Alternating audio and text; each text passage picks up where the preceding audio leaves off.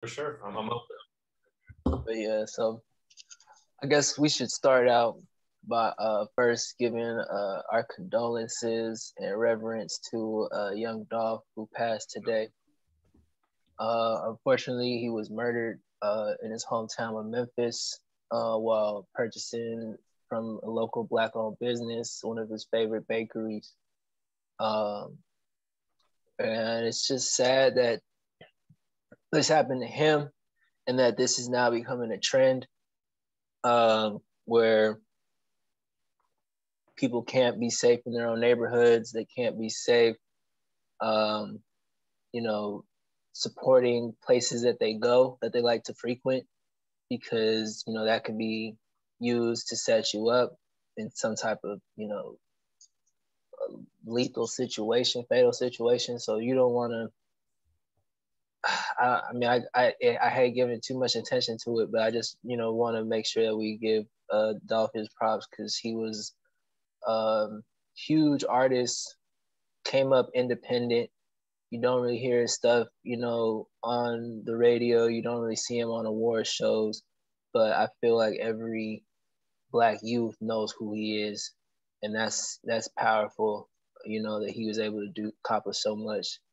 Um, so you know, respect to him. Yeah. He built the Yeah. he definitely built the blueprint, owned his masters, so definitely stream his stuff. You know, just to show condolences to him and his family because it'll definitely go to those who definitely need that support. Yeah. And yeah, Brandon, to speak to what you were speaking to earlier, Dolph definitely posted that bakery 7 days before supporting their business Mm-hmm. and showing love. And it's just so sad because he's someone who was about the community and for the community, and you knew that. And like when you saw like some of the videos coming out, like the neighborhood knew like immediately who it was because it was like they were in the background. You hear that's his Corvette or that's his car. Uh-huh. Um, you knew he was a staple in his community, and you know Memphis is hurting. You know his family's hurting. So yeah, I definitely just want to say to the same effect, man. Condolences to the family. It's gonna be a hard time for Memphis. They're gonna be reeling. Yeah, for Yeah, sure. for sure. Yeah, well said. Definitely Memphis legend. Been around for a good amount of time. Yeah, and like his latest album was a slap. So definitely go back and stream that. I didn't actually know that he owned his masters though too. So I learned that that's today. big. I learned That's that today.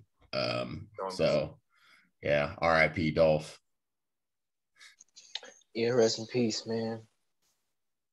Um, I guess we can talk about something else. Is there any other banter topic? I have a banter topic, but I don't know. You got another pre-show banter topic? Yeah, I just wanted to really quickly, just quickly, because I mean, as you know, we went to Day in Vegas the this past weekend, and Mike, I just wanted to ask you, what your highs were on the weekend, though. I was just like, what was it? Just like a favorite moment, a favorite show, just to tell the fans what you enjoyed.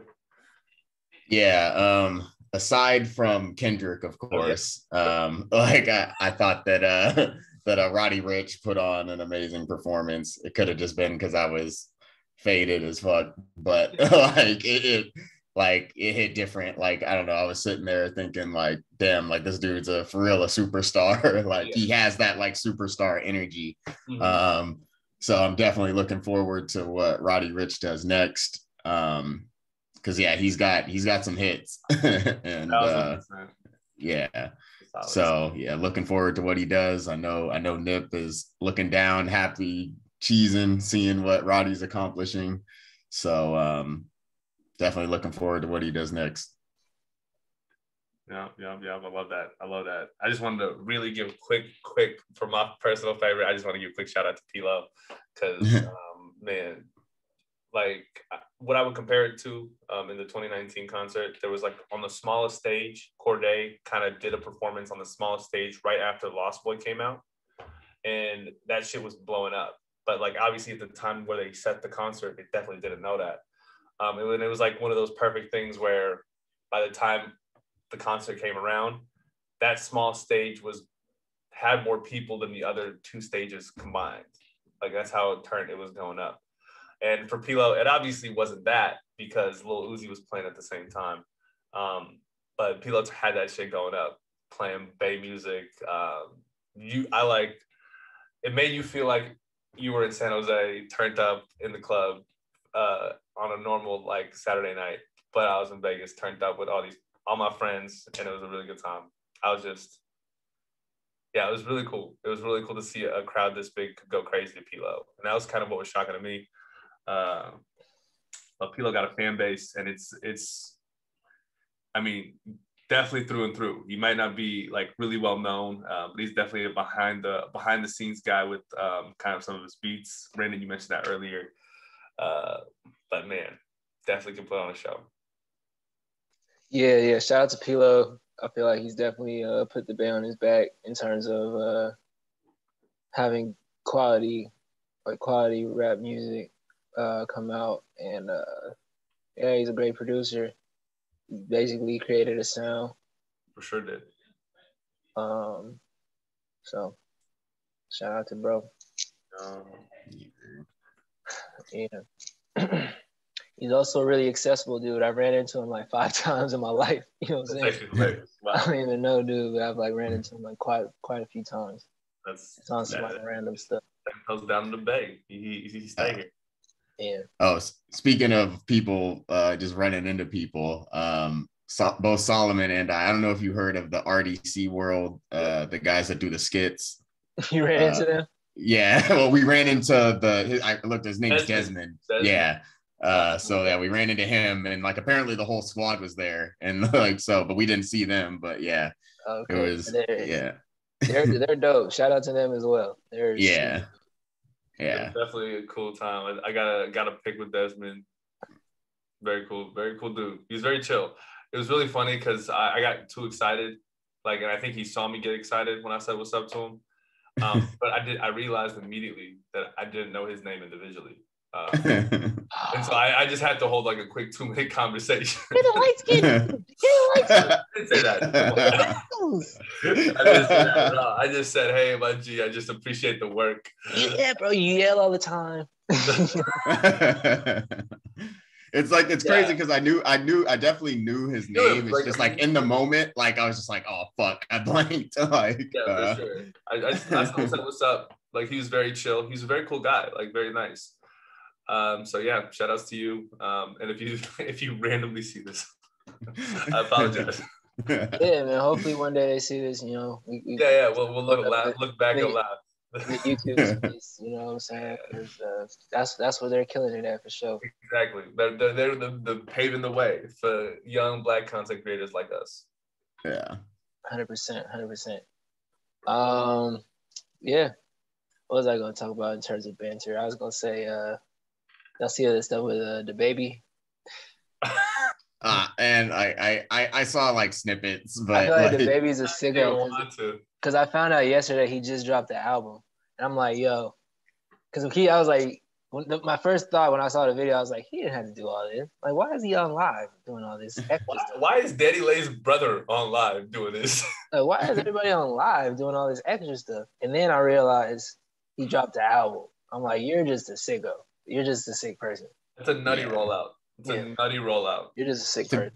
To be honest, I had no clue that he was Danny Lay's baby daddy until like he started posting that video. I did not know that either.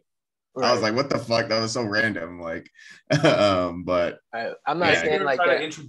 Sorry, go ahead. I was just saying, I'm not saying that like that whole situation was like staged or anything like that, but just the fact that he was like, okay, I could use this to like promote myself is like it's weird. Yeah, the baby, he's had a lot of questionable moves lately. Like he needs to like especially after like he just like got over like the fucking being canceled for his LGBTQ plus comments.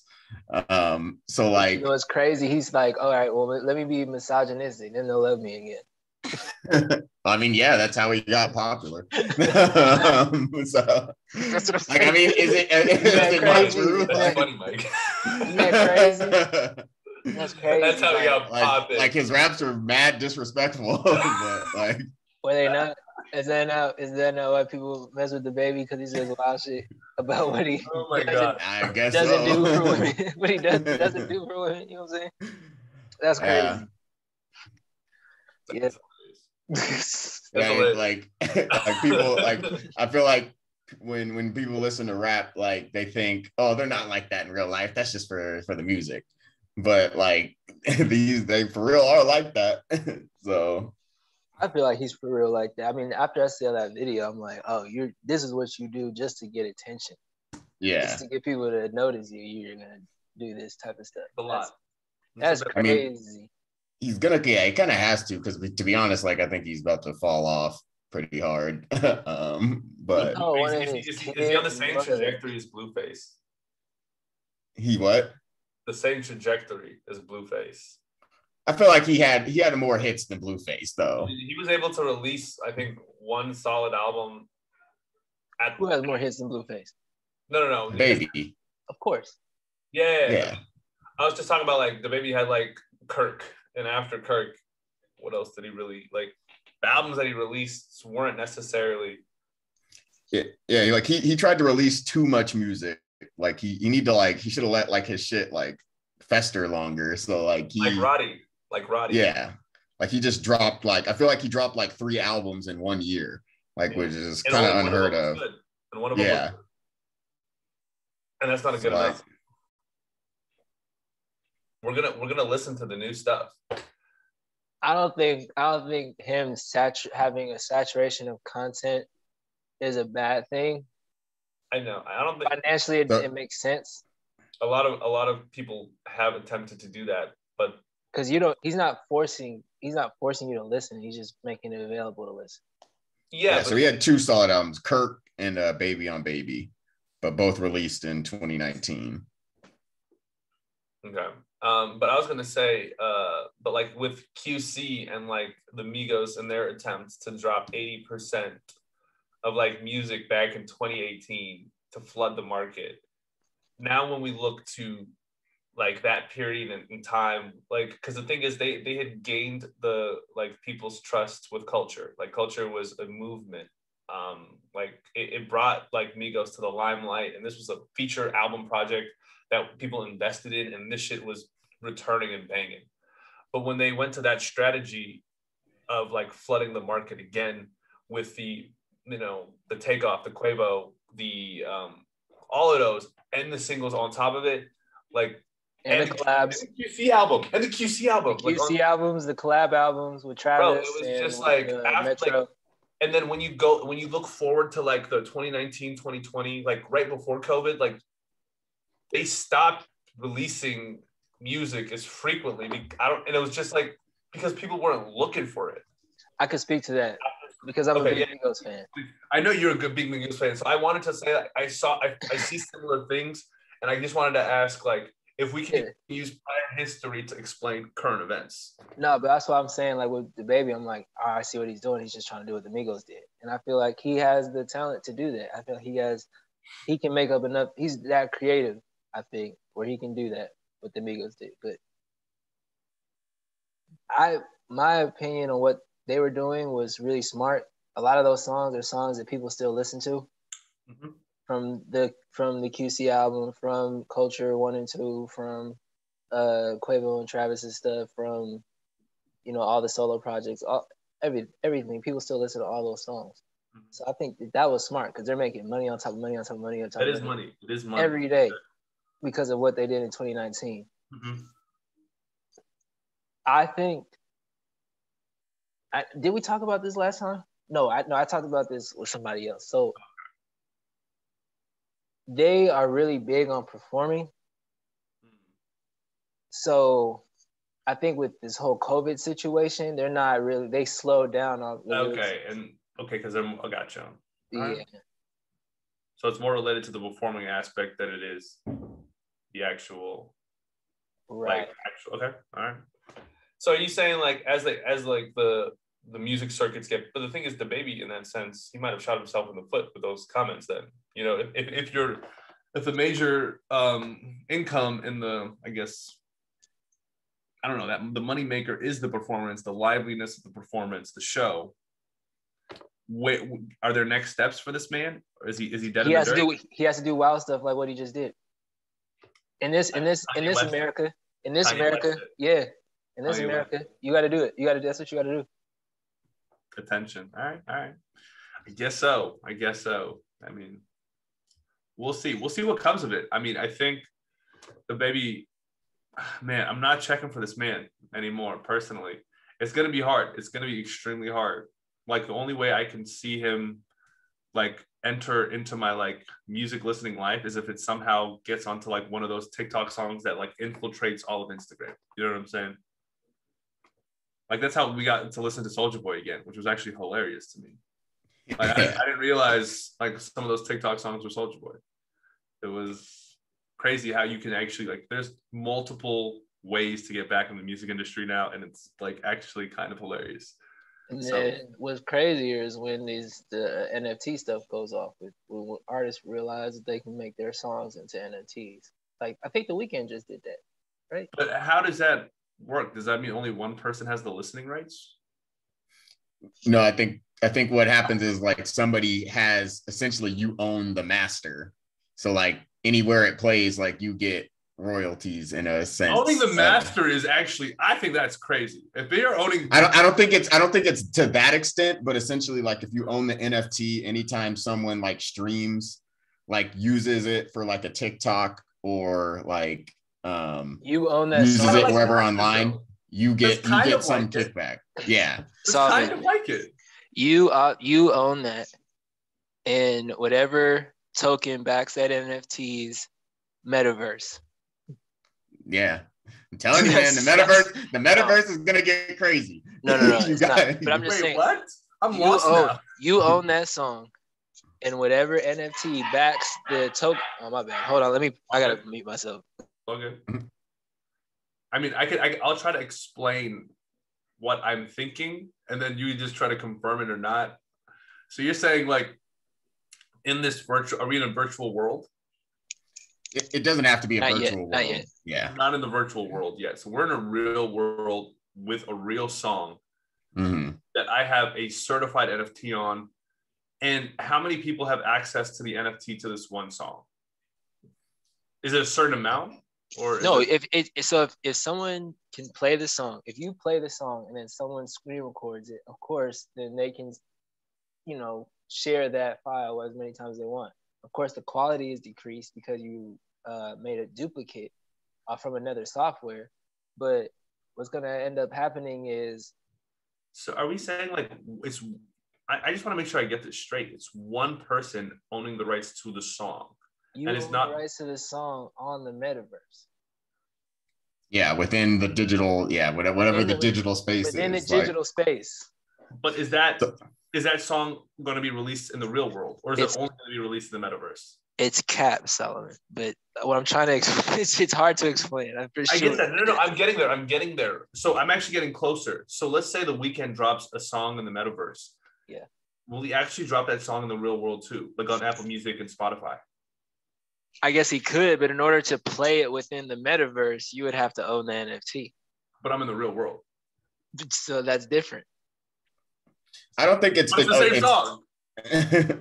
I don't think it's only the metaverse though. Like, I think if you own the... Is that the remix that's coming out in 6 weeks? So like the way that this future like web is supposed to work is that like, even if you're on like the NFT that you own could be connected to Spotify. That's the same thing.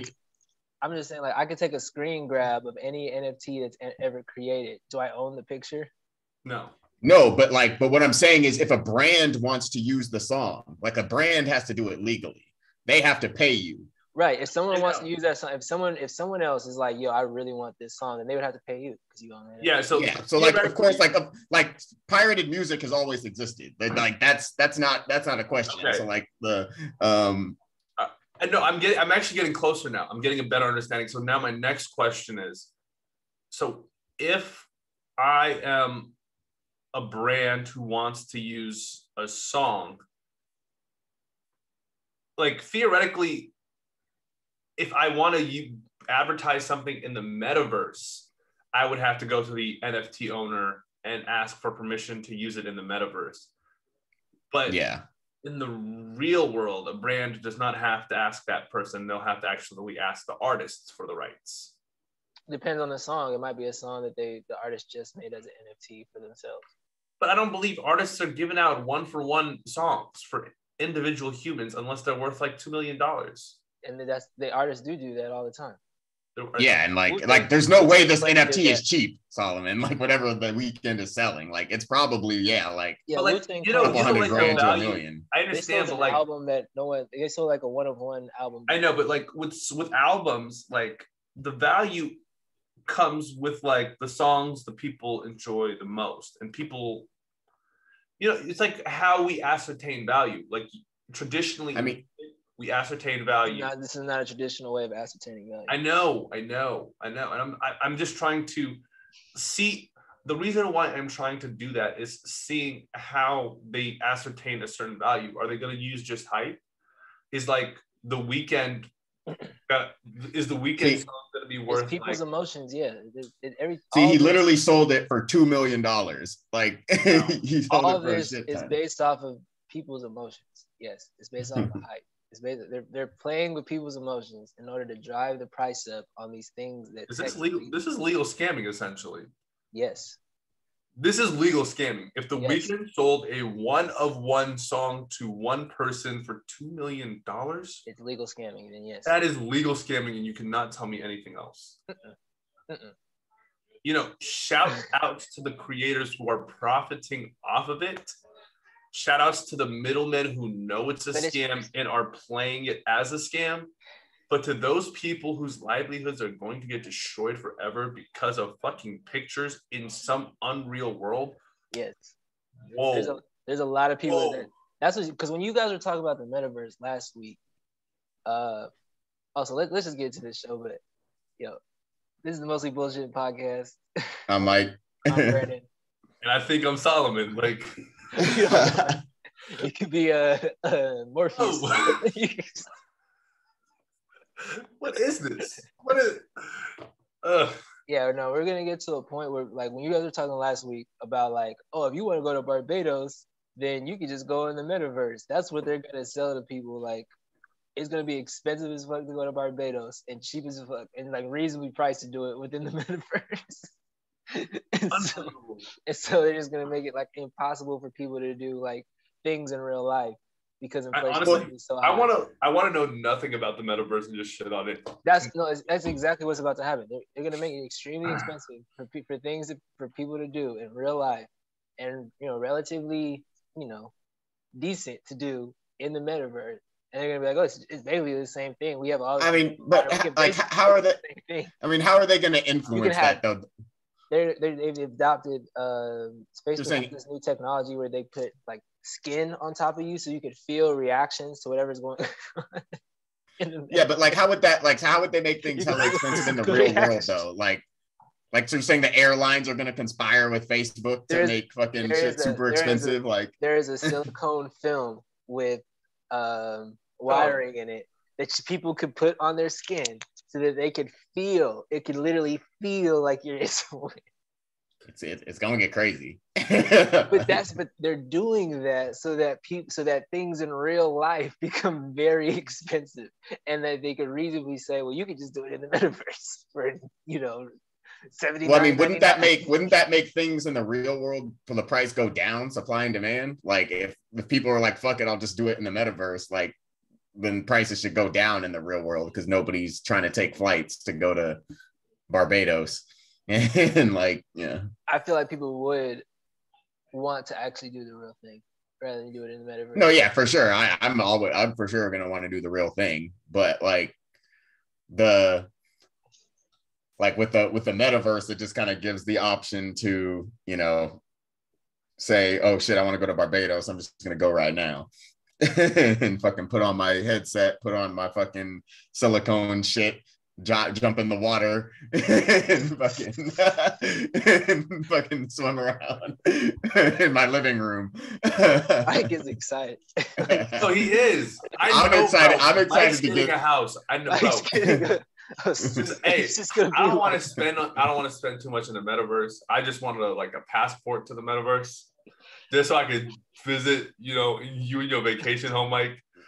But I don't want to stay there for that long, bro. I don't want to stay there for that long.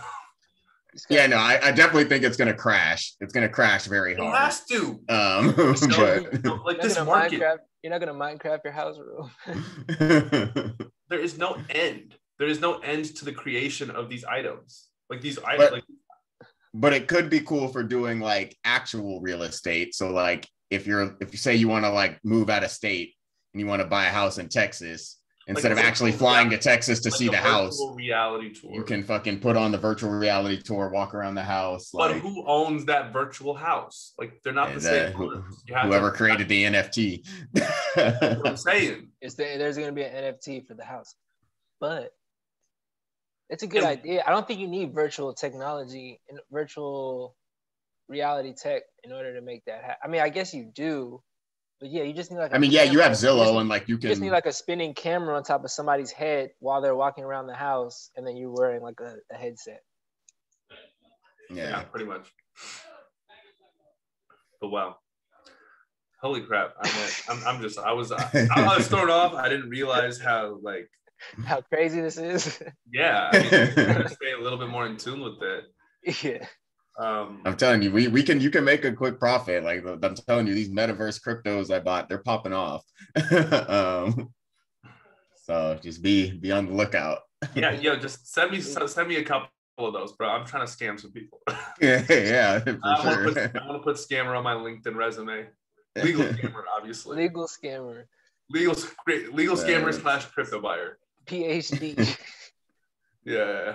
How in the LinkedIn, people have 15 different acronyms at the end of their names to sound important.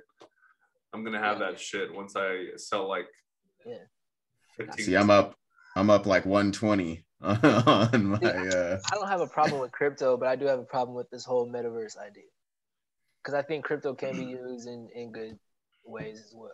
Mm-hmm. But this metaverse thing is kind of worrisome to me. Do you think misusing crypto will have a negative impact on that, on the economy of the crypto of the blockchain, having these because there's already bullshit coins out there fucking Dogecoin and Shiba. There's shit coins that don't have any use value. Yeah. But is there but how much energy is being processed from some of these shit coins? That is, let's get into that. Let's get into that. That's how much energy is the value right now to make crypto. In a time where we are supposed to be environmentally aware. Are we really? This is because this is on because now people are able to legally scam. So is the environment really that important when you can legally scam, when anyone can legally scam? But I mean, there are more regulations coming in for crypto, the infrastructure bill that just passed has crypto regulations in it. That's good, because I'm waiting on that SEC thing to fall through. For XRP, you waiting for that to pop? Yeah. Okay. But let's get into the actual podcast. Yeah, speaking on the metaverse and virtual spaces. Mike, let's get into your topic. Yeah, so Halo Infinite just dropped, or at least they dropped the multiplayer beta. Halo is for sure one of probably my favorite gaming franchise of all time, starting with Halo 3. Definitely was a staple in my childhood. I can't tell you how many hours I put into that game. Really made me kind of fall in love with gaming as a hobby. So that just led to a lot of other games that I would play, such as, Grand Theft Auto, Gears of War, Star Wars games, just kind of Skyrim, just a whole different world of video games. So I just wanted to kind of open it up to you guys. What are your guys' favorite video games of all time? And do you still play them to this day? So Brandon, you want to go first? Sure. My favorite games were when I was a kid. NBA Live 2003. Classic. I think mine was 2005. Yeah. 2005 was pretty. Yeah, that was Melo when they did it. I was Melo. Yeah, that was probably the last good NBA Live. Yeah, the Wade year was bad. I didn't like the Wade year. 2K6, I think 2K7 definitely took over, but I'm not sure. Between 2006, that's when like the switch happened to 2K. Yeah. But I just liked how NBA Live 2003 came with the CD of all the songs that were on the game. Oh yeah, that was dope. NBA Ballers was a dope game. I think, yeah. Oh yeah, Street Volume 2. Street Volume 2. Yeah, Street Volume 2. Yeah, that's super classic. Modern Warfare 2. Yeah, all the CODs. Not all. Yeah, Modern Warfare 2. But my favorite COD was World at War. Okay. That was the World War II. Remaster. That was the first game with zombies and. It was the fifth one, right? Yeah, something like that. Something like that. I think it was Modern Warfare and then World at War. You're probably right, Simon. Yeah. I used to be playing. I would be playing that game before basketball practice, and with all the seniors on the team. I was a freshman, and then it was lit. Yeah, man. NBA 2K13. That was crazy. Man, that rap was my favorite. Bro. Yeah, I was Portland.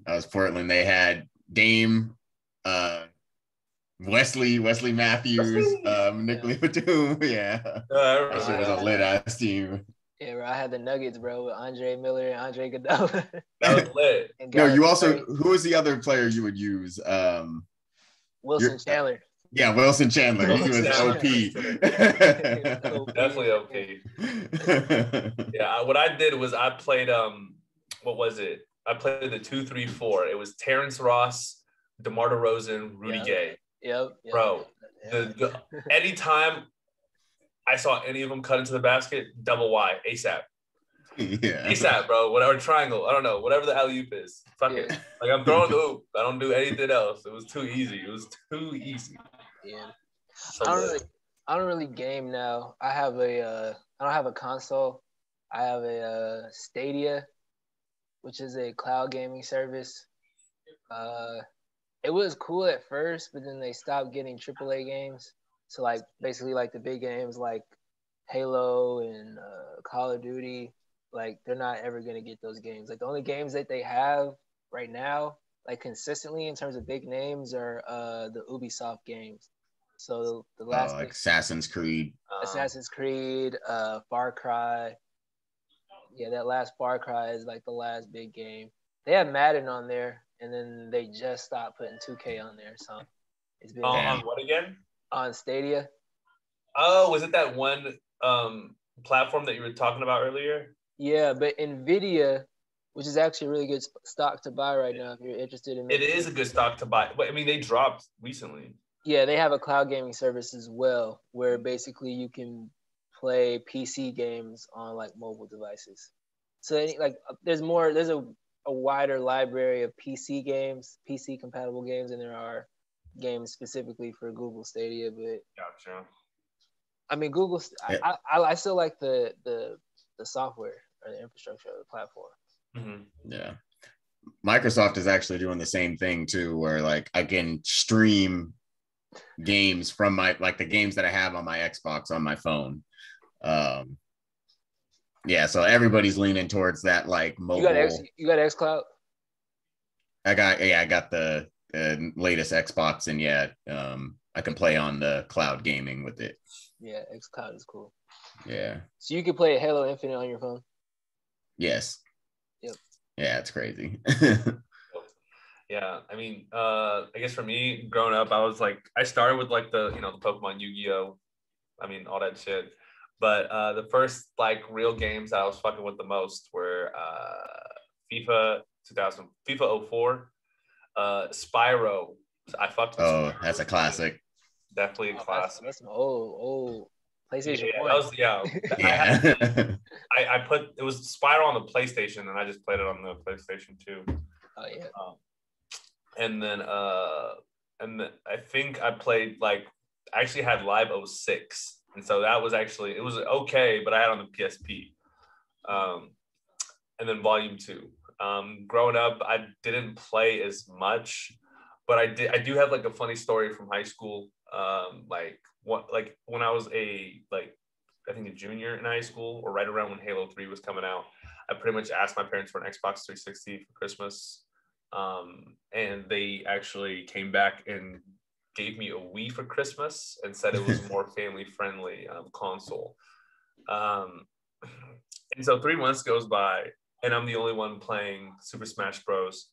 And Mario Kart on a day-to-day basis. My sister's not using it. My parents absolutely don't use it. And so, little 17-year-old me got thinking, let's see what we can do.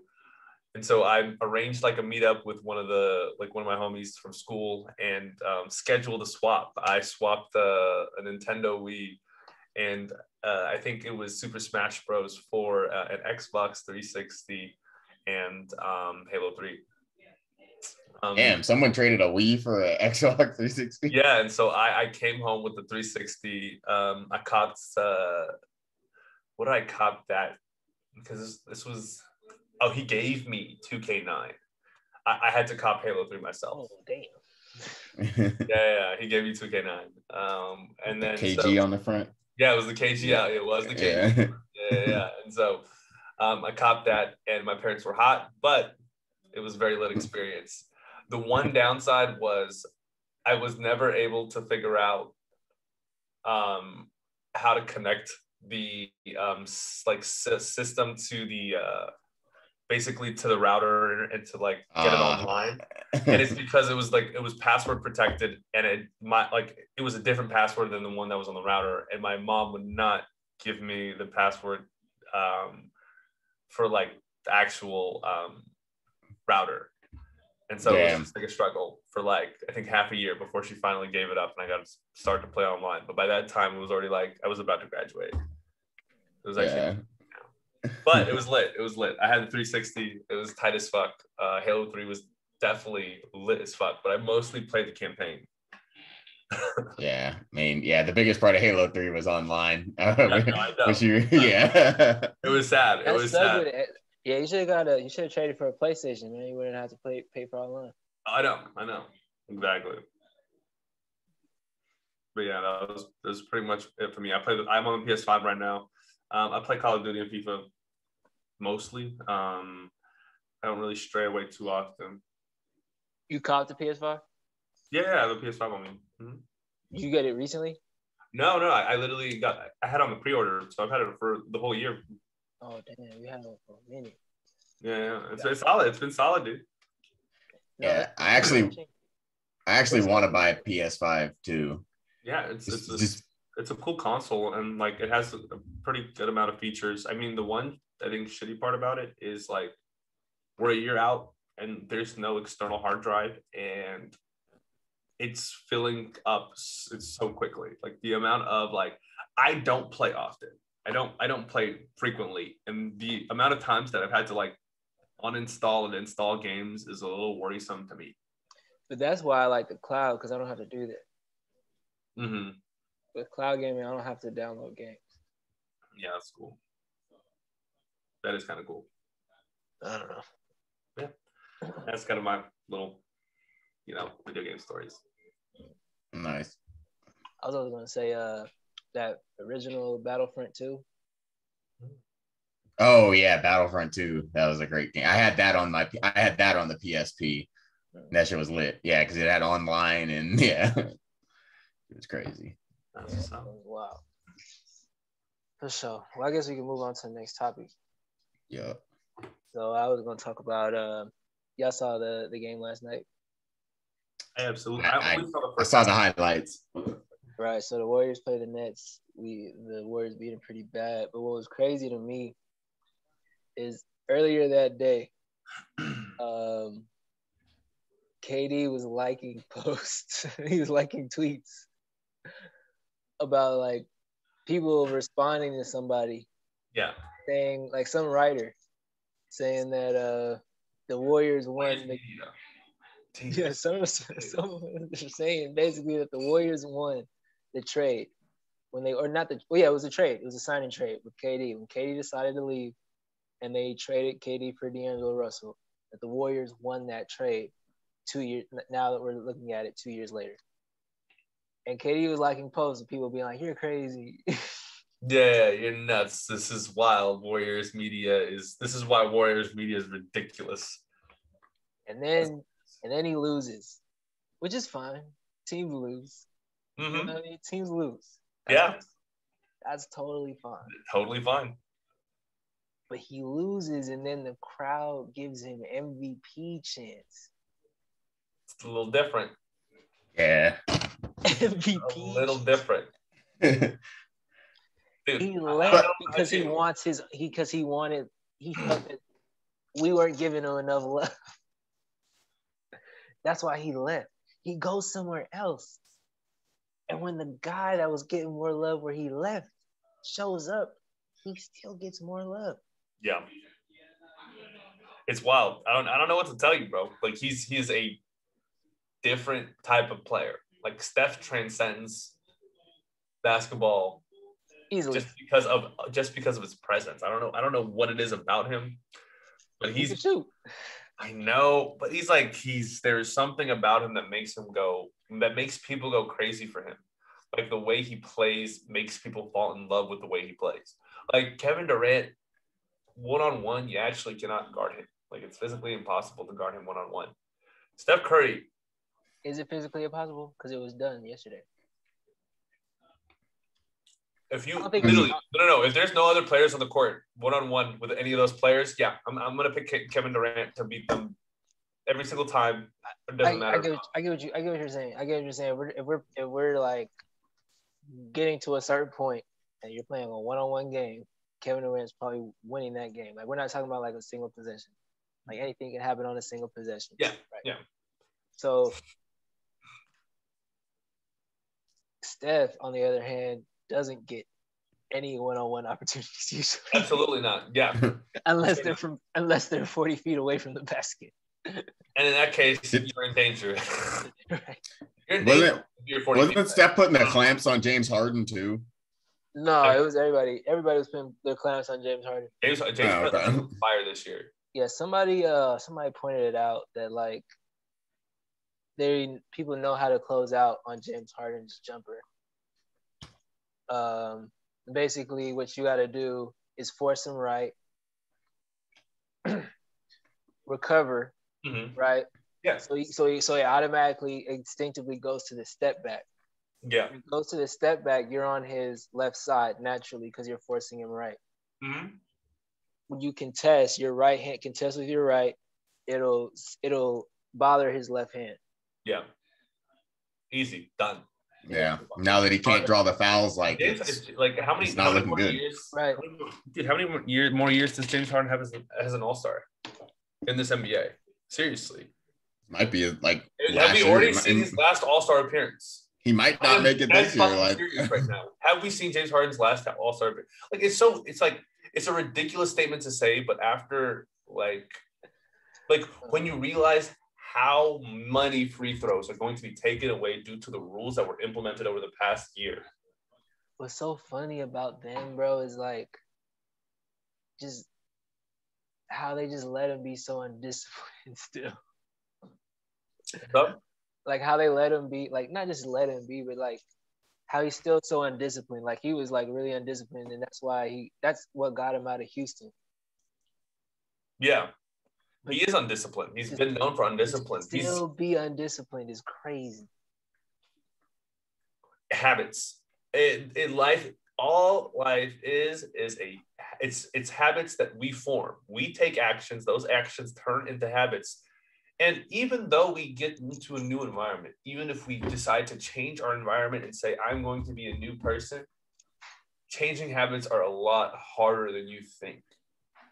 And if James Harden does not take true dedication, true patience, true silence, true meditation, like shit that Kobe speaks on, about getting into a Zen-like focus and turning it into a different beast and different player. Like, I don't think James Harden has that instinct, you know. I think he has like a more free flow, you know. He just goes with the flow, goes with the ball. Right. As he gets older, as he gets older, and you know his physicality deteriorates. You know, his athleticism deteriorates. He's not gonna be able to do the same things if he doesn't have the discipline to adjust how he does things. It's sad, man. It's sad to see.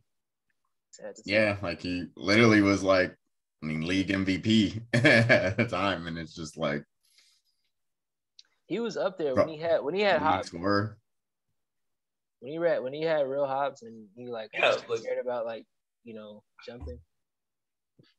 I mean, man, I know he could probably still dunk, but he can still dunk, but no, not like he used to. Not like he only get up there. I remember that. Yeah, he was saying he used to have that thing back there, bro. He used to do that. He used to put people on posters. Yeah. Make them literally fear for their lives when he went down the rim. Yeah. And then it turned into, now he got me with another foul. And now it's turned into, now those fouls don't count. Jay's gotta get creative. So it'll be interesting. I think it'll be interesting to see how they play. But I think bringing it back to the Warriors, I think it's extremely promising to see this team kind of work at this rate, at this level. Top 10 offensive and defensive ratings with this squad. No Clay, no Wiseman. Like, this is a team that people need to be afraid of, and they have true reason to be afraid of. When you see teams play ball like, and I get that playoff ball is mostly going to be star player versus star player, but in like the offense, when running the offense, you get a good idea if the offense is working well and it's not working well. Now, Solomon. What's up? I was going to finish. Yeah, go ahead. No, continue. I just wanted to finish the point. I'm going to say with every single night, you see the Warriors move that offense, you see them adjust, and you see them incorporate different parts of the offense and defense to complement not only Steph, but all of the other emerging players that are coming out. Like, we see, it's not just the emergence of Jordan Poole, it's the emergence of Gary Payton II, it's the emergence of Kuminga, and it's going to be the emergence of Moses Moody in due time with the number of minutes that are going to be played. It's just a matter of fact of how Steve Kerr can get them into the rotation, because this is such a valuable time for these young players. Clay eats up a lot of minutes. So, yeah, I love it. All I was going to say is that, yes, the Warriors are great, but I think what's more interesting is what's going to happen to the rest of the league when they do get better. Are they going to start getting, like, super desperate and just making, like, these crazy moves? Like, I'm saying, what is Brooklyn going to do? Like, when the season, like... Well, I mean, the first thing... No. Not Brooklyn. First moves are always going to happen out of LA because LeBron's going to be the owner of that team. The Lakers and the Clippers. I think if the Warriors have a like 10-game spread on the Lakers by halfway through the season, somebody got to go. Somebody got to go. If the Lakers are in a play-in situation halfway through the season, if they're 7, 8, 9, or 10 in the league, if you're fighting with the fucking Kings, right. you need some. Yeah. Like, this is not okay. This is not okay. This is like, we are at red. The red fucking siren needs to be fucking ringing in the background. I don't know. So what I think. Oh yeah, sorry. I was gonna say, like, I think the problem with the Lakers is like, I think AD is kind of getting exposed as like not really a superstar anymore. A flop artist. Yeah. He's another player that's getting exposed by these new rules. James Harden, AD, Dame, continue. Yeah, I think. Well, I also think he said Dame. Damian Lillard is getting exposed by that? Yes. He's not having a great season. Like, he's averaging like 20 points. Dame time, a lot of Dame time was him getting to the free throw line. But I mean, he did hit some crazy shots. Like, he has the ability to get open. Like, and it's easier to do when you're in rhythm after you've taken 5 or 6 practice shots in a row. True. Continue. Yeah. Yeah. I was just gonna say, just AD is just kind of. I think he's just scared to get hurt. Like, when you watch him play, he just looks like lazy out there almost. Like, he almost doesn't got hurt tonight. I literally watched him tonight. He almost got hurt tonight. He is a flop artist. I mean, Yeah. still, he still seemed like he got hurt. He'll beat me. It looks like he gets hurt like every other game, and it's just like I'm not sure if it's a mental thing at this point, but like if you're limping up the court in 1 out of every 2 games, how good of a player can you really be? He's a like, you know what I'm saying? If you're not healthy, I mean, I understand like his skill set is needed and he has a very good skill set, but if you're not actively available, like I'm gonna start treating you like Kawhi Leonard. Like if you're not actively available, like sure you can be an amazing 2-way player. I mean, if you're not gonna be here when it matters, why are we looking at you? I think the Lakers would have been better off. I mean, if LeBron was healthy, like the Lakers could have done like the night on, night off thing and like rotated the superstars.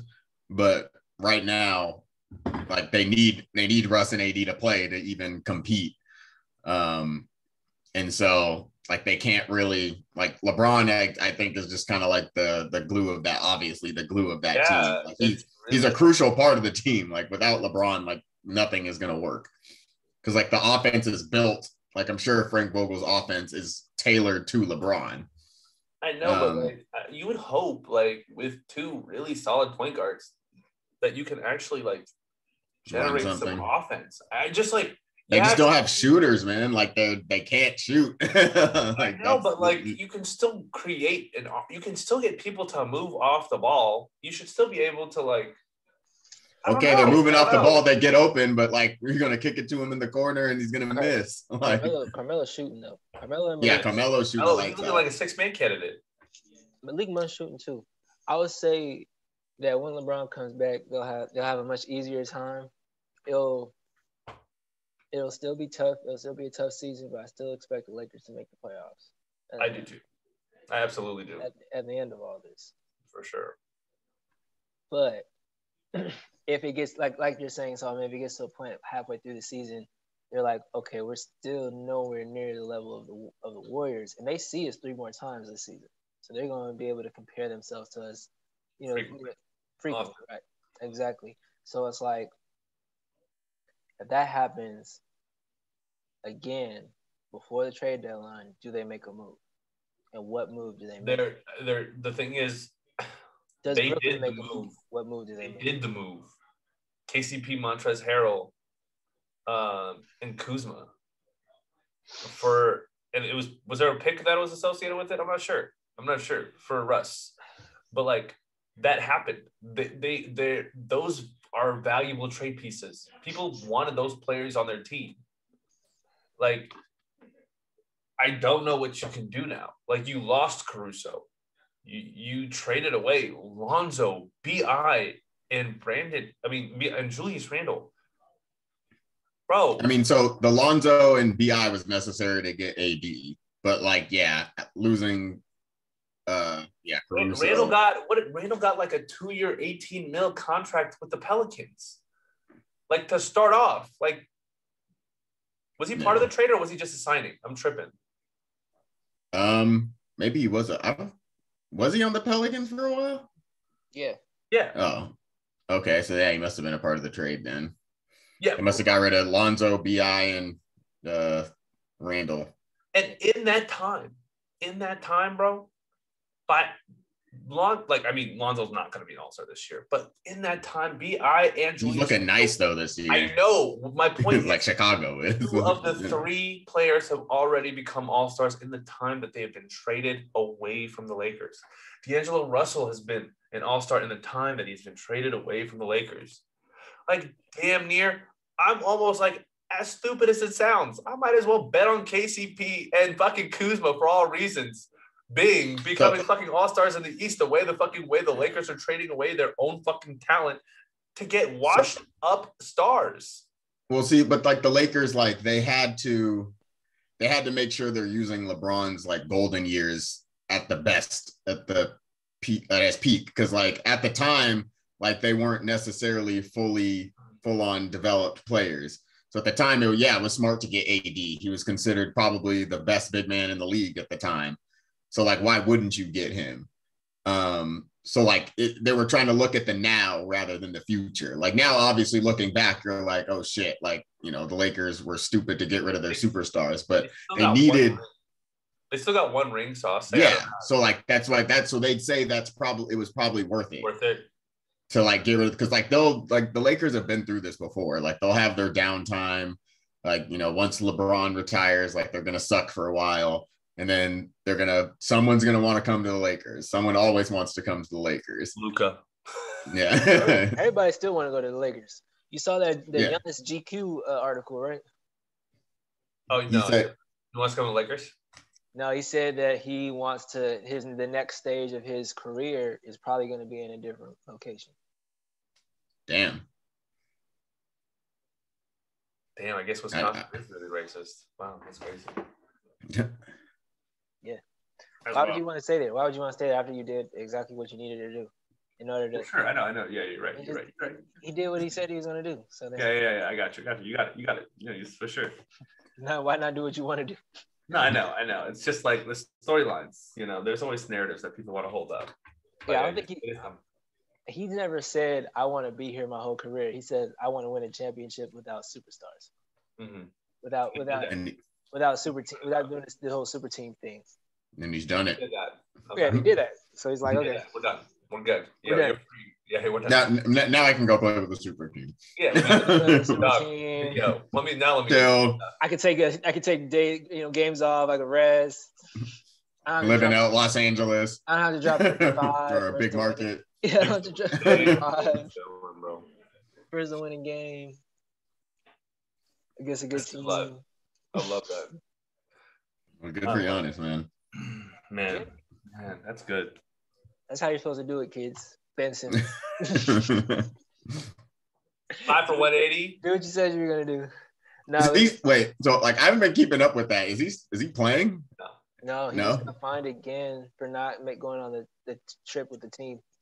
Why don't they just trade him for Kyrie? I don't understand. Why don't they just trade him for anything?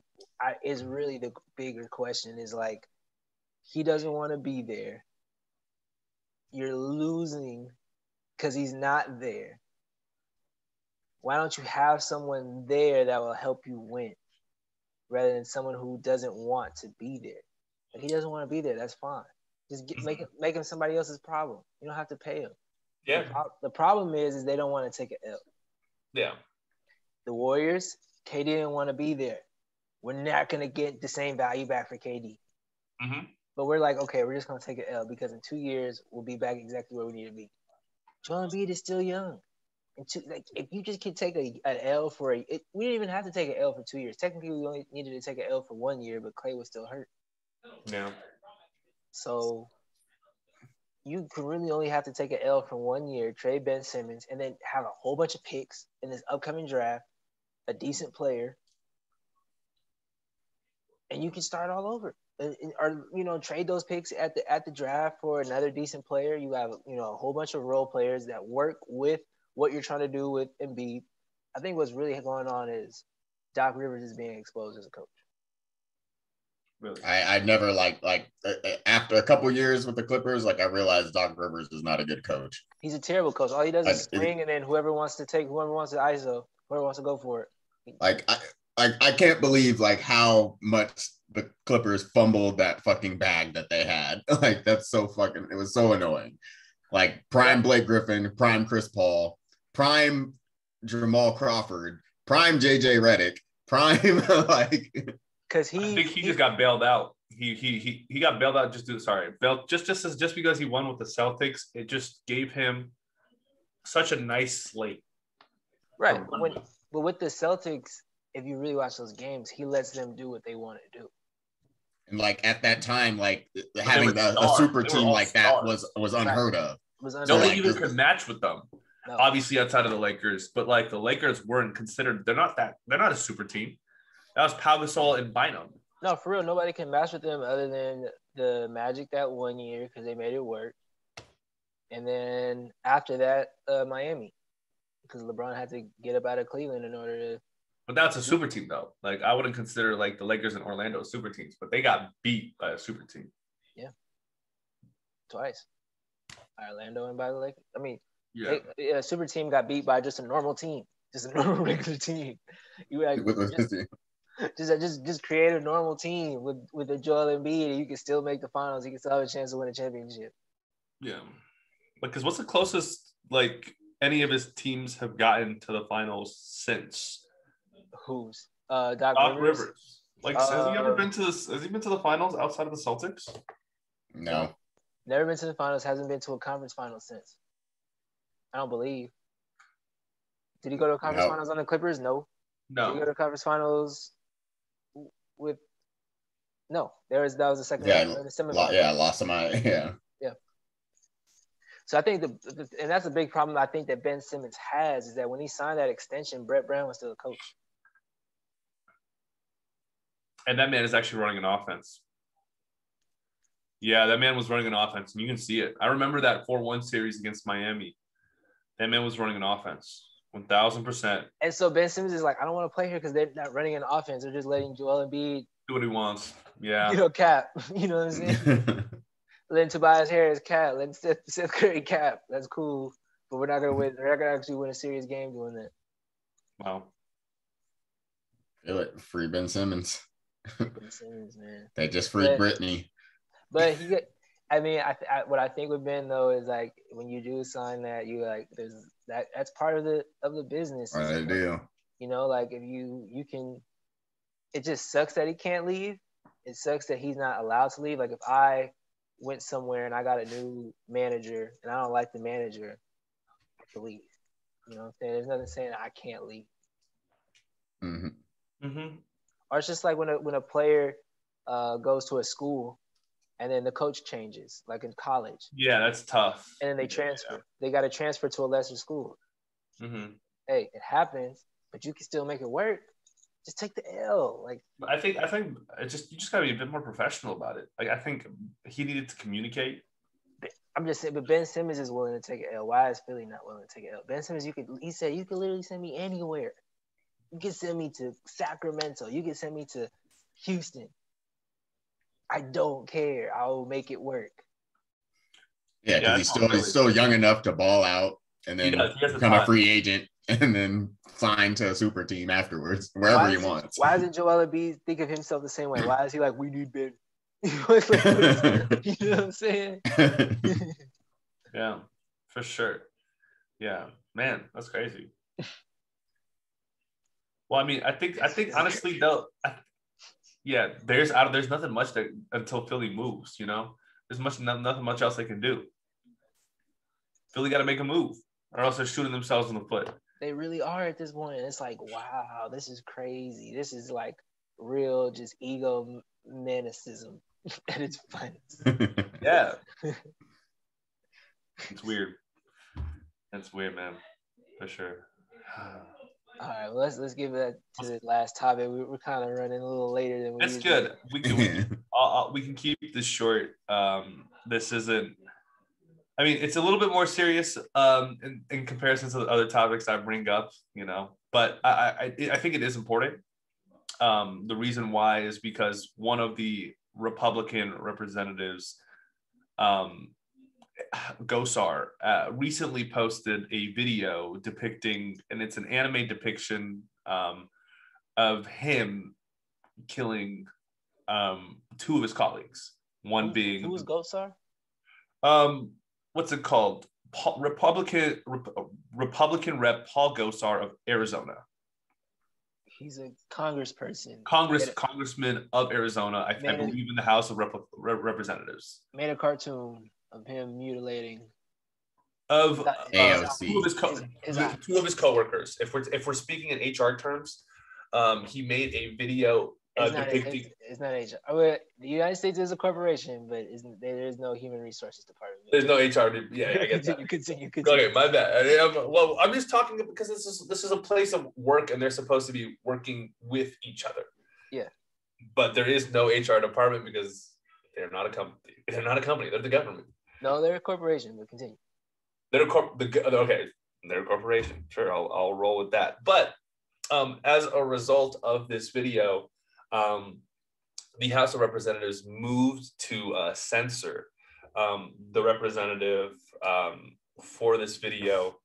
And I basically wanted to ask, to you, does this mean anything? Like, is there implications of this? Because we do have like, I guess, calls to action and incitements of violence that have been occurring as a part of the narrative and the language in a lot of kind of political parties in their, I guess, like in some of the like Donald Trump campaign rallies, some of the Republican rallies, we're hearing a little bit more insightful messaging that are going to the voters, and they're actually responding more to these types of, I guess, more violent acts.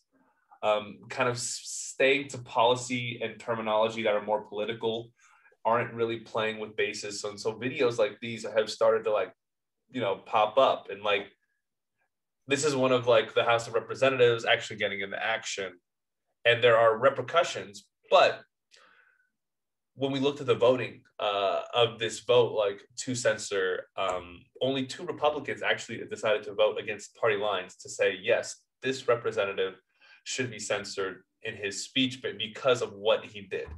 And I can call those out. One of them was Cheney. Liz Cheney, yes, Liz Cheney and Adam Kinzinger of Illinois were the only 2 Republicans. So all the other Republicans said that they're okay with essentially this sort of language because... Right, Liz Cheney, she for sure said that because she was against Trump acting a fool all the time. She spoke out, she was like one of the few Republicans to speak out against Trump and was in favor of impeaching him. Yes, Liz Cheney was, yeah. Yeah.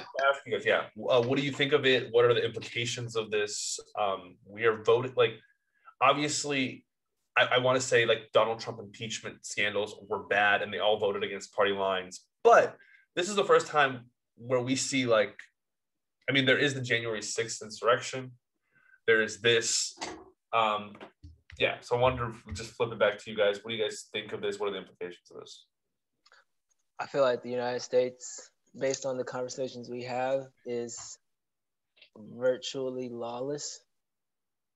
So it's really just smoke. I get that.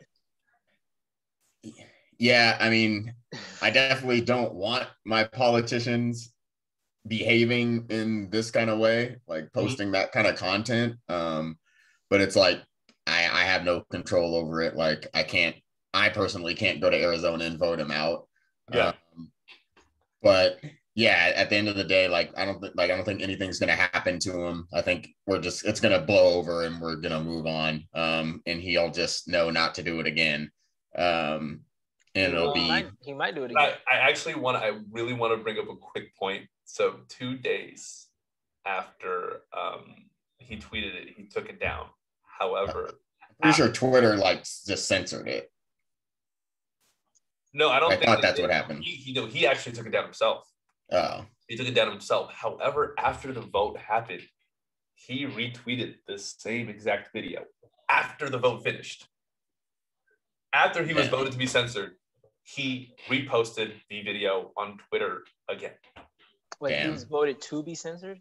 No. The House, like after the House voted for him to not be censored, is what you're saying. No, the House voted for him to be censored. So why is he still posting? Shouldn't he go to jail? Like it has to go to the Senate and it has to go to within the House. Within the House, he is being censored, not on Twitter. So he can't say anything in the House anymore? I don't know necessarily what it means by the House censors. I don't know what the implications of the House censoring Rep. Gosar is, but he's still able to tweet. And he was able to tweet the video once again. He tweeted the video again, but he was... They ruled against what he was trying to do with, like, just being able to post wild and reckless. I think the censorship means is in terms of, when you bring forth something to Congress, you have to speak to Congress. You have to get onto that platform and speak to them.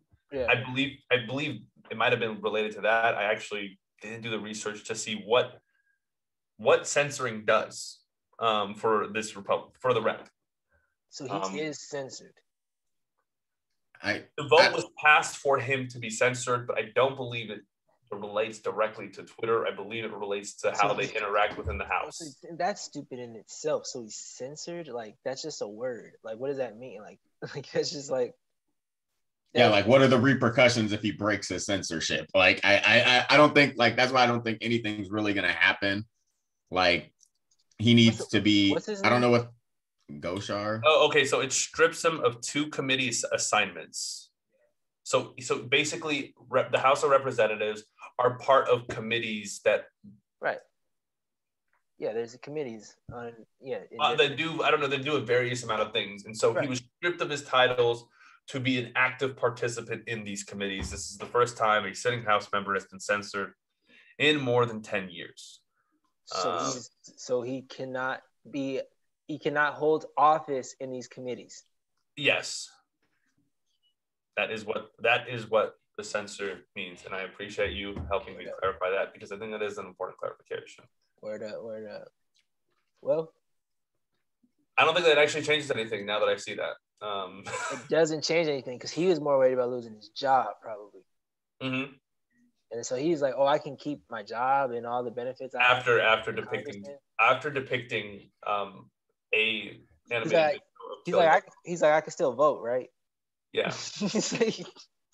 Yeah, like you can still reach out to his base. He can still, vote. Like, it doesn't really do shit, to be honest. And that's why, like, he's standing on it. He's standing on it too.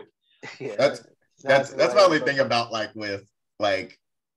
feel like the Democrats do a lot of performative shit that when they know nothing's gonna happen. I don't want to say we. I'm going to have to honestly separate myself from the tactics that the Democrats use, because they are attempting to play a game that's political, and the Republicans are playing a game of power. Like, there are 2 different games that are being played, and one of them is winning at their game. And because power is always going to win. I think what I personally think is that the game is set up so that there's an op.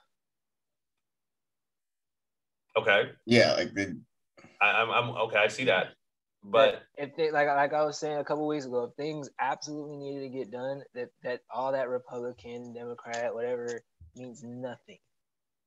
If something actually needed to get done, I think this whole Democrat Republican thing is a way to get money.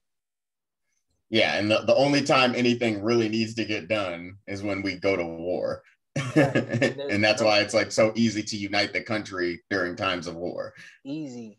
War, like famine, natural disaster, like those things are like, duh. Like, are we saying that this is just a result of us being bored?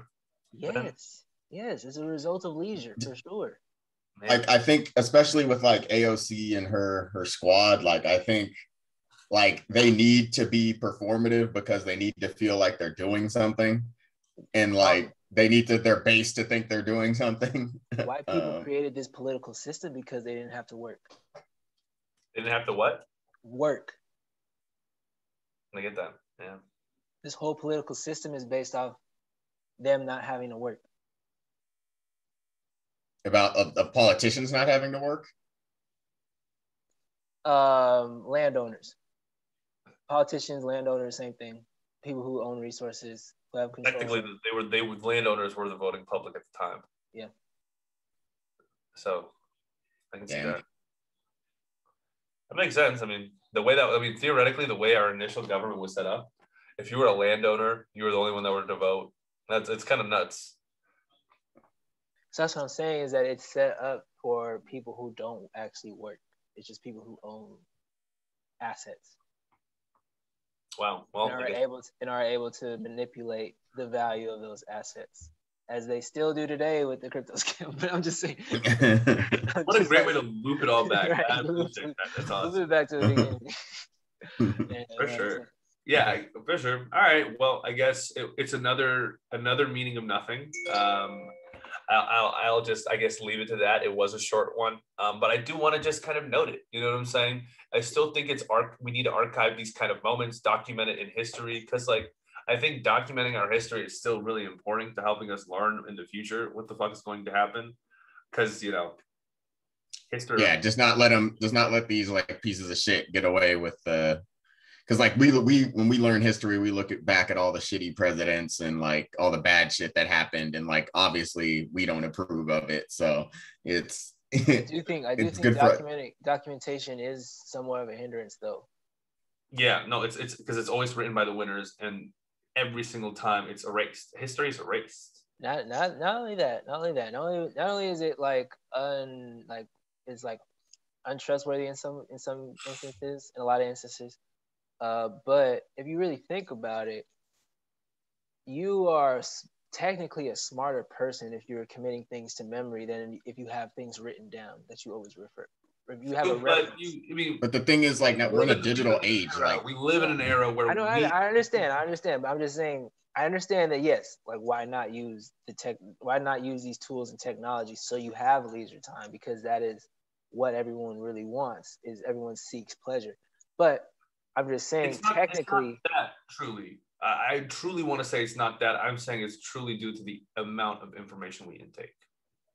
That is the reason why we have to document.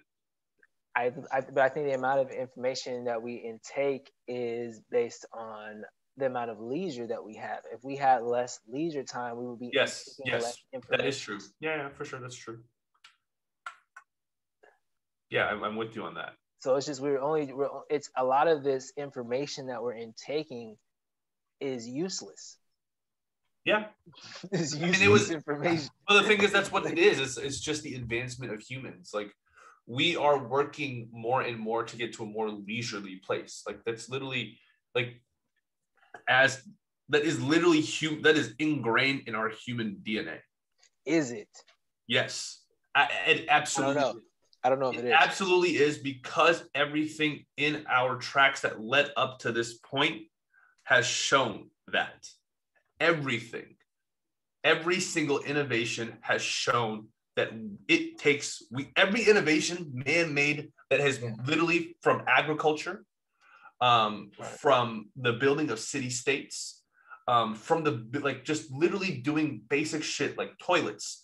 Everything we do is for fucking it's for leisure and convenience. We'll code it as different things. We'll code it as sanitation. We'll code it as other things. But truly, it is the leisure of certain actions that we are doing these things for. We went from herders and gatherers to sitting in one place. I don't know if we were sitting in one place, Solomon. I understand. I don't know if we were always sitting in one place. We were not. I think there are certain people that were forced to sit in one place, and then they had to learn how to survive in those conditions. And then when they were allowed to not be in that condition, they carried that habit that you were talking about over into these new environments. The people that stay in one place now. No, but because we have the time. That stay in one place and will kill people in order to, if they ever try to take it or move them out of the place. Wait, what? But you gotta run that back. You gotta run it back, because the thing is, you gotta run it back all the way to the point where because you're obviously saying it was a little vague to me, like what your point you just brought up. It's a little vague. I'm just saying, I don't think that Black people are the type of people to sit down in one place. I think we were all over the world, but white people come from a place where they were forced to sit in one place because they were trapped in an ice age. So in living in that condition, you probably do value things like leisure, like the number one. But the thing is that it was all I get what you're saying. I get what you're saying. Because I'm just saying this is on our hierarchy of needs, right? So if our hierarchy of needs, if the number one is pleasure, then that's it's not. It's security and safety. It's security and safety. It's not leisure though, because you're saying that that's what's led to humanity's development. I think security and safety is a branch of leisure. It is a branch of leisure, and that is something. I don't think. No, it is. It absolutely is, because let me explain why. Let me explain why it is leisure. Literally from herders, from the nomads, from moving from nomads to staying in one place. Yeah. Those nomads, they actually could not be in bigger groups. What I read about was they couldn't be in bigger groups because when you move in packs, you cannot protect everyone. You cannot protect everyone. And so the reason why they moved to like once they were able to get the developments to leave them in a certain place, to get the resources for them to live in a certain place, they did that. They did that like due to the fact that nomads in ancient history did not travel in large groups. It was 15 to 150. Like the biggest size groups were 150 if they were moving in groups. Up until what point? Up until the point that they were able to establish a place where they could like live in one place. We're talking about something that maybe that happened 100,000 years ago for someone hundreds of thousands of years ago. No, I'm talking about like it has to have happened hundreds of thousands of years ago. So it probably actually did. I'm tripping. What you're talking about before creating a community, like a settlement, like what like humanoids were doing prior to that. I don't know. To say definitively what they were doing, I don't know. But I still think that we still transitioned. I can speak on moving to like you have to understand like you have to break it down all the way to the most basic shit. Like from like when you like you're almost attempting to speak to two different timelines and two different DNA sequences. I don't like that theory. The reason why is because we are further back than all of that. We are. That's what I'm saying. We are further back than a lot of stuff that we can even. We are all from one. We reproduced. We came from the same seed that was multiplied over and over and over and over again. I know, but I'm tracing the origin, not of. You are starting history at a selective point. No. I'm saying I understand we're all humans. I'm tracing the starting point of a specific culture. Okay. And how does that figure into culture, like the development of I know when we're speaking about culture, like why wouldn't like human development should take precedence to culture in terms of how we have grown. And I'll say that because like it should speak to like isn't culture what makes us human? I think our DNA makes us human. No, the DNA makes us human. Our DNA, our biological makeup is what makes us human. Okay. I get what you're saying. That's the argument that's the argument I was trying. I'm just saying a lot of living things share like a large percent of DNA. Absolutely. But we still have a defined science genus. Like we have do, but it's not. It's like the difference between us and like other species is not that crazy. I understand. It's in terms of the percentage of the DNA, it's not. But in terms of what our phenotype is, it is. In terms of our phenotype, it definitely is. When we talk about our DNA is different, our experiences are different. Yes, sure. Okay. And I understand that's where the cultural inside comes in. I get what you're getting at. At. I do understand that. But what I want to say to that is I understand that our experiences is what those cultural experiences and creates those changes in DNA over time. Sequence, yes. Yes, and I understand that.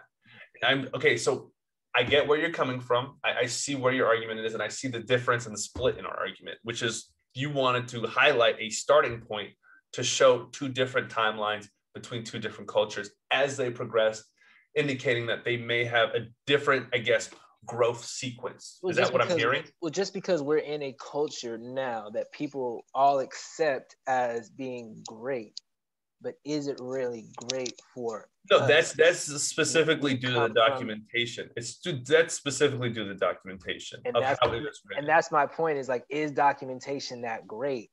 Because we still need it because it's like, even if it is the wrong narrative, there are still going to be facts that we'll be able to pick out from it and connect the dots once we have other context. You can technically you have the capacity to create an entire universe up here.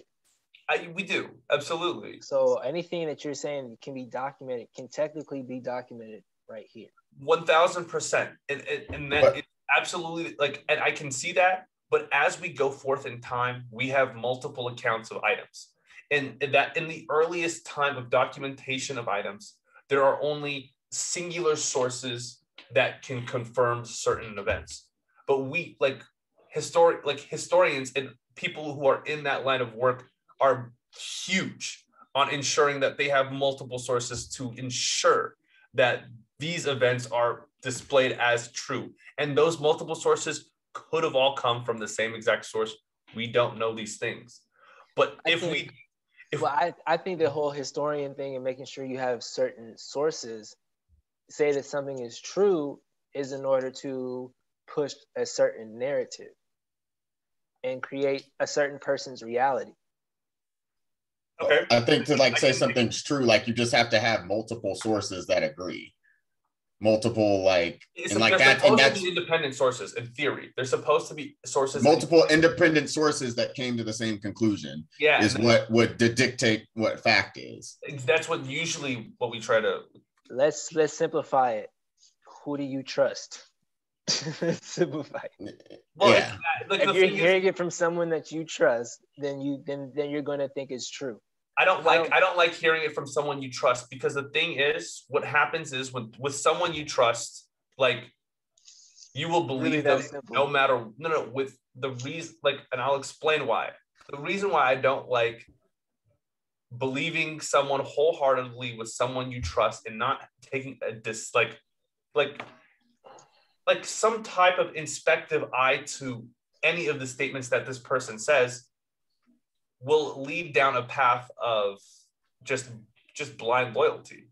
Like there has to be some sort of, like, from the individual reader, some skepticism about the information that you read. There has to be a process to say, we can safely say that this is validated. Because if you look at one source, I don't personally believe one source of information will ever truly be greater than multiple independent sources of information in terms of obtaining fact.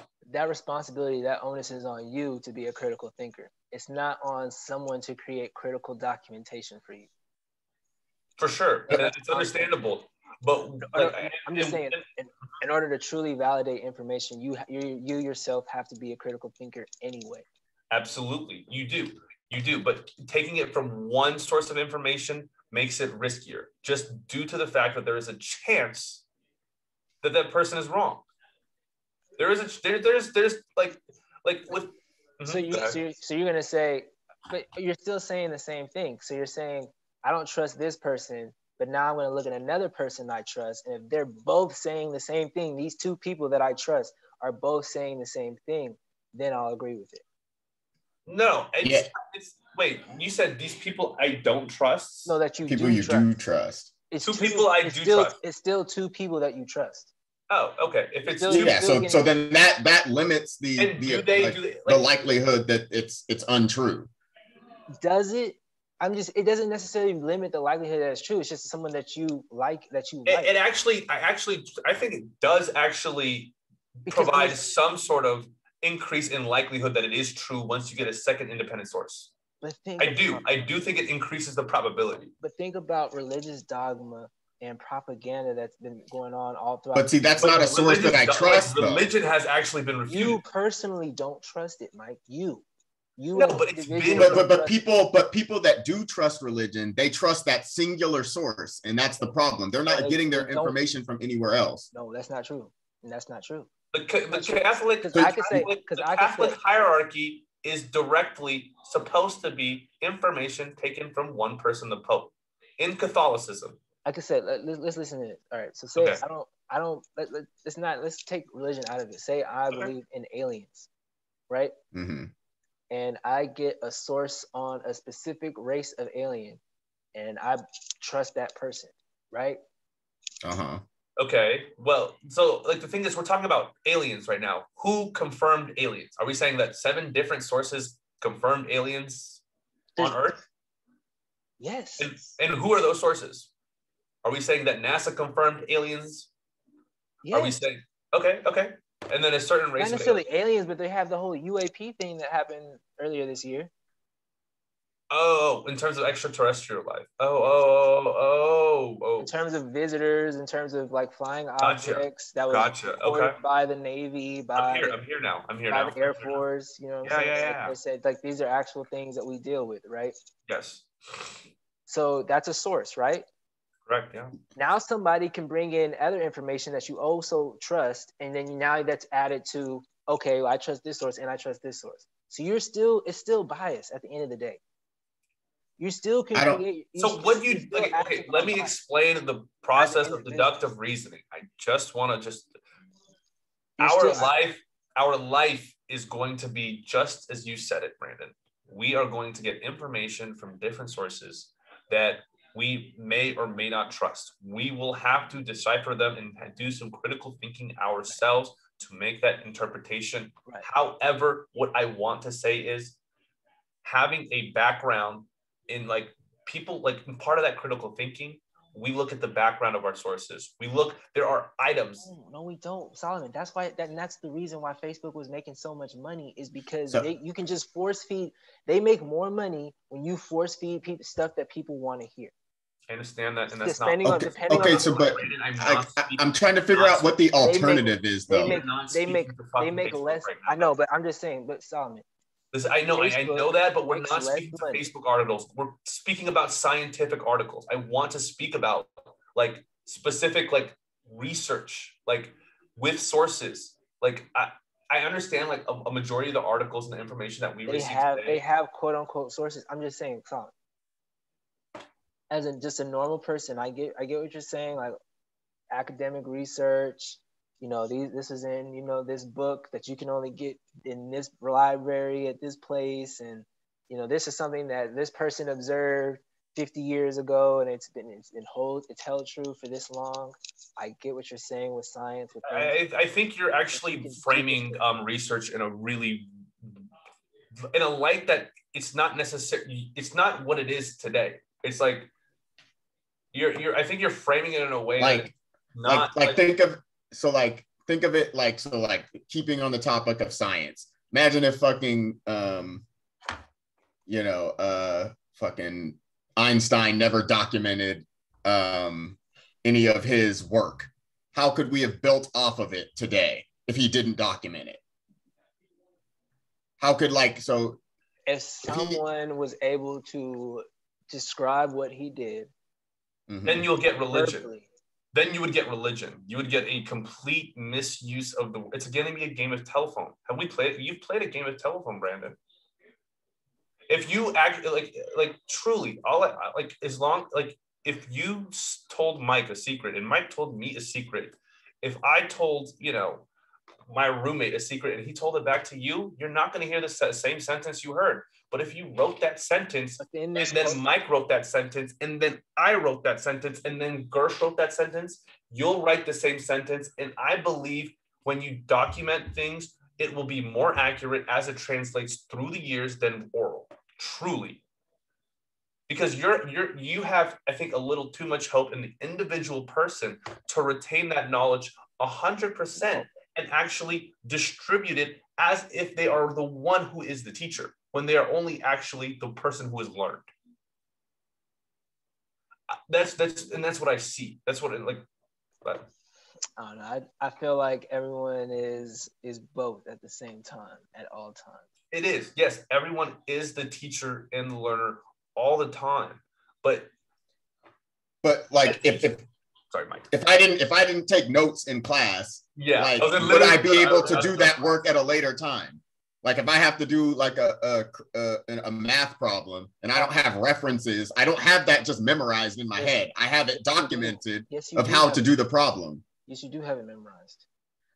But I can't, if you had to use that in practice, Brandon, if you put a complicated physics problem in front of me right now, I am not going to be able to solve it without referencing documentation of how to do the problem. But when you took a test, you didn't have those references all the time. But because you studied Brandon, I got C's. You're acting like I got straight A's. Like obviously I didn't retain the information that great if I'm in class. You're putting yourself on blast. You're putting yourself on blast, Mike. Oh my God, Mike. That is fucking hilarious. But all I'm saying, Mike, other people didn't get C's. Mike, that's all I'm saying. But that's what I'm saying is that not everybody has the ability to have this photographic memory to remember exactly what the professor wrote on the board. And not have to write it down or reference their textbook to answer the question. This is the part. If you took a business test right now, Brandon, you're telling me you would ace it 100%. One of your tests. We know the teacher taught you everything on that test from 7 years ago. No. All I'm saying is I think that it is valuable to have to memorize things rather than have a reference. I think that definitely having a memory is valuable, but it's also smart to document and write things down in the event that you forget. As well. I feel like you can do both. We can do both in this situation. You can do both. You can gradually get to that point where you don't have to write things down. But I'm saying if you get to that point, I feel like you're probably a smarter person. That's just me personally. I don't want to tell people with the thing is the person with the photographic memory isn't the smartest person in the world. You know what I'm saying? I feel like that is a smarter person. No, they're not. Like that the person with there's a lot of people we know with photographic memory. Those people are not millionaires. Those people are not photographic memory. There are a decent amount of people with honestly, I don't want to hold myself to a certain thing. Who do you know that has a photographic memory? Man, I know celebrities who do. I just don't know personal. Man, I'll look it up. Fuck it. I will look it up. I will look it up. I will look it up. I will look it up. I feel like I will look it up right now. Famous people with photographic memories. I mean, and I just feel like that's a good Brandon. So you're telling me, Brandon, that you have the ability. You remember everything that you've ever learned. So you're taking what I think should happen. You know, it's actually really fucking. But if you think it should happen, you should practice it. Is what I'm saying. I do practice it. I do practice it. But am I at that point? No, I'm not at that point. Exactly, because it's damn near impossible, Brandon, to do what you're suggesting. Yeah. For us to literally mentally document every single event that happens in our lives. No, you don't. I can't even remember shit that happened last week, bro. How am I supposed to I don't think you need to document everything that ever happened in your lives, but I think when something important happens, and something that is very valuable information comes across you, or you become exposed to it, you should remember that. I still think it's not that easy.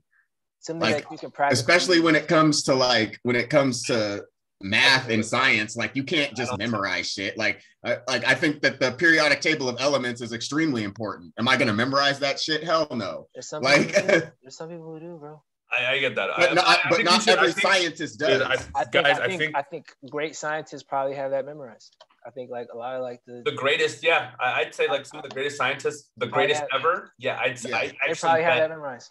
So you're talking about super geniuses, the literal geniuses of the world. We all have to be that. I truly believe that. I didn't say, and that's another thing I'm saying is that when you create this atmosphere of leisure, there's less competition amongst people. People are not trying to be the best that they could possibly be. They're just trying to get by. They're cool with just getting by rather than trying to be the absolute best they could possibly be. And it's cool. If you don't want to do all that, that's fine. But me personally, I think that makes you a smarter, better person, more valuable asset to other people if you have that ability. You're a more valuable asset to other people if you have that ability. Yeah, if you're a genius, you're definitely a more valuable asset to the world. I agree. And that is how you generate income. But there's no genius. I still don't think there's any genius in this world that doesn't take notes of what they do. All I'm saying is that before. That's all I'm saying. All I'm saying is that before crypto. Oh my God! You generate income based on what you can do for other people. And so if you have a particular interest, there's some things that you naturally are going to memorize on your own, and you're not going to need to document about what you guys probably currently do. there's not everything that you guys currently do doesn't need to be documented, right? I do have to. All right. So for example, I reference a series of standards and codes on a daily basis. I don't have the code memorized because the code is literally 1,000 pages long. I'm not going to memorize 1,000 pages, but it's documented. So I can go to this code and reference it at any time so I can be reminded of what the specific thing is that I need to do. Mike, but if you ran a data set and you say, I run into this section this many times, this section this many times, this section this many times, you can just be like, okay, well, if I see this most of the time, then you're naturally going to remember that, whatever you see 80% of the time. I know. I get that, Brandon. But what I'm saying is you can't apply that to literally everything. Like, yes, you can recognize patterns in something and say, okay, I recognize this pattern, so this is what's most likely going to happen. But there's certain things that you just cannot commit to memory. I cannot commit 1,000-page documents to memory. Keep in mind, I said document, so it's documented. I don't think you need to commit all of it to memory. I'm just saying, if you're in a situation, right, and you're saying, I see this 80% of the time, why wouldn't you memorize what you need to do 80% of the time? And I'm saying, and that's easy. Like, if you do something on a day-to-day basis, but like what you're suggesting is that we don't need to document anything at all. Like, is what you're suggesting. But things need to be documented. Brandon, you're just admitting so there's people, like, there are like disorganized and organized types in terms of like how people function. And like the organized types need to have a schedule written out for them daily. And you're not that. That's not true, bro. Why? Why do you have to have a schedule written out? No. I mean, dude, I'm not, dude, you're saying it's not, dude, you gotta like hear me, like listen to me. I am saying the organized type people are the people that take these types of actions. It's not like a true or false statement to it. It's just the fact that the disorganized people are the people who don't make those schedules and they live by memory. Like there are two different types of people. I think you're trying to throw shade. Like, wait, but it's cool. No, it's not shade. No. Like, it's cool. People I don't think you understand what I'm saying. Brandon, I am actually a disorganized person. I don't run with schedule. I don't. I run by memory. I feel what you're saying. It was a joke. I'm not like for sure. I'm really just saying I don't think that you understand what I'm trying to say. I get that. And I'm also open to not understanding because it's like really far-fetched to like the idea, and I'm okay with that. Yeah. No, I just feel like you use a wider amount of your brain capacity to memorize things. Therefore, and if you have a scientific documented research article that can prove that, I would love to see that. But until then, Brandon, if it's not documented by science, I truly and personally will not be able to believe that. I'll look up the documentation for you. I'll find multiple sources that I trust. Multiple sources. You're gonna provide documentation, right? Multiple documented sources. Yeah, this is the world we live in. I'm talking about what happened prior to the world. Okay, then I'm cool. And then so next episode we can tap in, maybe use that as the banter for next episode. That's solid. 1,000 product placement. All right, I'm down to leave it there. I'm actually a bit stressing out right now. My parlay's about to hit, and so I just need the Bulls to win right now. I want to catch the end of this Bulls game. All right, for sure. But yeah, I'm down to wrap it up right now. I mean, I don't have anything else to speak to. I'm good. Yeah, same.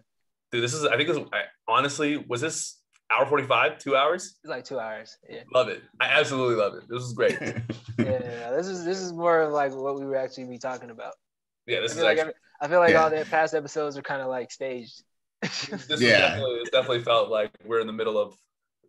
I'm in free balling. Like when we go off on tangents. The popcorn's going. Yeah. You're showing me off the flip phone, that flip camera you had when you was recording the last night. Yeah. It was a blast. But yeah, all right. That's good times, fellas. I'll see y'all next week. Y'all next week. Y'all be straight. Yeah. Peace.